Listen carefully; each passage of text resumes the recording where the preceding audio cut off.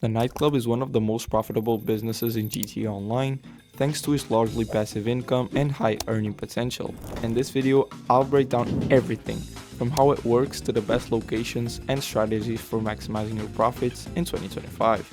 Let's dive in. Alright, before starting the actual guide, I have a few things to point out. The first is that the nightclub is extremely expensive to set up, so if you're a beginner, it might be better to invest in other businesses first.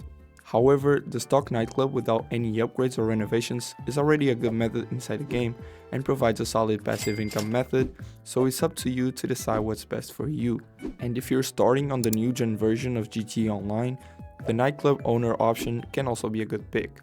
Now that you know this, let's start the actual guide. Starting with the location, there are a total of 10 locations and they are all relatively good. The only ones I would avoid are the 3 lowest on the map, LSIA, Elysian Island and Cypress Flats.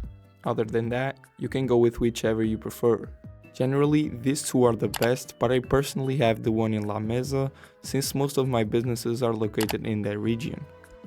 Once the location is chosen, it's time to renovate your nightclub. Out of the 6 available options, only the storage actually affects making money, while the others are purely cosmetic and not worth investing in, especially if you're a beginner. In the storage section, you have the option of storage and garage floors. If you only care about making money, buy all the floors. If you also want garage spaces, you can invest in those as well. The storage floors basically determine the capacity of your warehouse. More space means larger sales. Think about it as a bar that goes from 0 to 10, but if you add all the floors, it goes up to 50, allowing you to sell more and in fewer sales. Now that we officially got the property, when you enter it, you'll need to complete 3 setup missions: the staff, equipment, and DJ resident. These are all pretty simple and quick missions, so you shouldn't have any trouble completing them. Once completed, you can start exploring your nightclub, and in your office upstairs is where you'll manage everything in it. Your nightclub is divided into 2 parts, the nightclub and the warehouse. Basically the legal part and the illegal part. After all, this is GTA 5. In the nightclub itself, you basically have a wall safe, and every in-game day, an amount of money is added to this safe. The amount varies depending on your nightclub's popularity. Popularity decreases over time, and you need to maintain it to keep receiving this money. In the warehouse, you have 5 technicians that you can assign to different types of goods, and these goods come from your other businesses outside the nightclub. This is why setting it up is so expensive. These technicians generate cargo for you at no cost, which you can later sell all at once. More floors mean your technicians can accumulate more before selling. Before diving deeper into these 2 sides of the nightclub, let's talk about the upgrades, which can be accessed from your laptop under the Upgrades tab. There are a total of 3 upgrades: staff, equipment, and security upgrades. The staff upgrade slows down the rate at which your popularity decreases, so if you don't have the other businesses for the warehouse yet, you should buy this upgrade. The equipment upgrade increases the speed at which technicians in your warehouse work.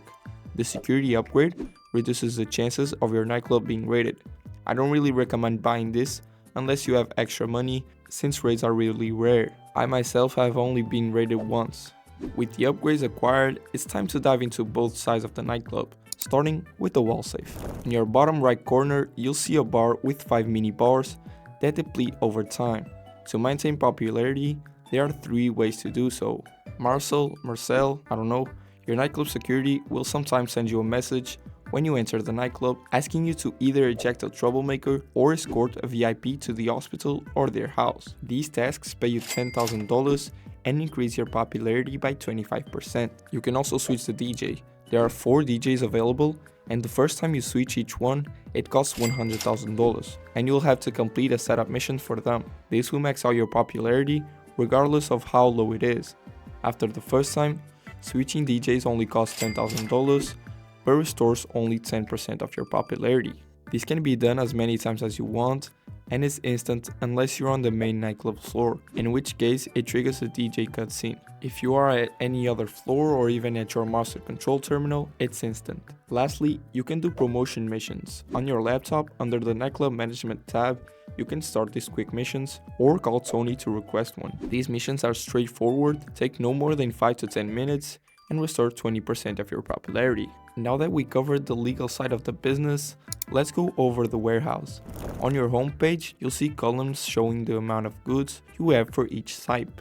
Under the Warehouse Management tab, you'll see 5 technicians and 7 types of goods. These 7 goods correspond to 7 different businesses. The cargo and shipments correspond to hangar or special cargo warehouse, sporting goods to the bunker, South American imports to the white stuff, pharmaceutical research to the blue stuff, cash creation to counterfeit cash, organic produce to green stuff, and the printing and copying to the document forgery office. There are a total of 7 businesses, but only 5 technicians. So which are the best and which should you invest in first? Here's the hourly pay. You should definitely invest in these 5 first, since they pay the most, but you can later invest in the other 2.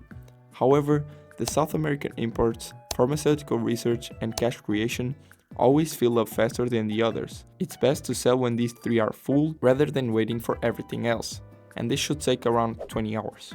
Moving on to the sell missions, these missions are always done using just one sell vehicle, and there are 3 sell vehicles, each corresponding to a certain number of crates sold. The Speedo Custom is used for sales of 1 to 89 crates, the Mule Custom for 90 to 179 crates, and the Pounder Custom for sales of 180 or more crates. Depending on your storage, you'll need to buy the correct vehicle, but it's best to avoid selling 90 to 170 crates, as the Mule Custom is the worst of the 3 vehicles.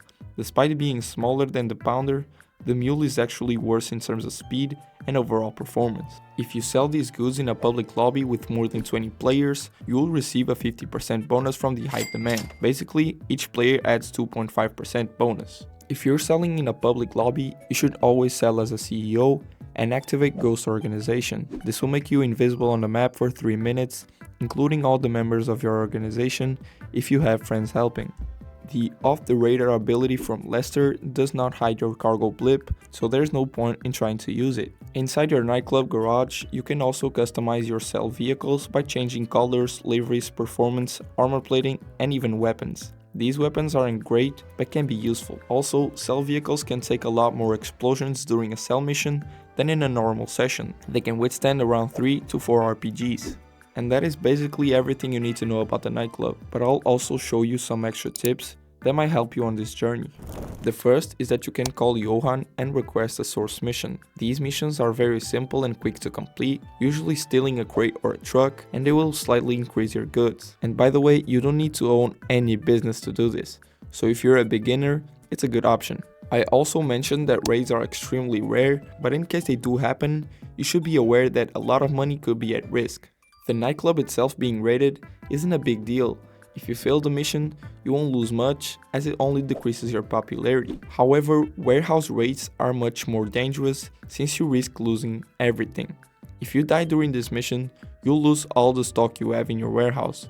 Whether it's 10, 20 or even 300 crates, everything will be gone. The first and only time a raid happened to me, I didn't even know what was going on, and I died without realizing I just had lost almost 2 million in stock. So be very careful.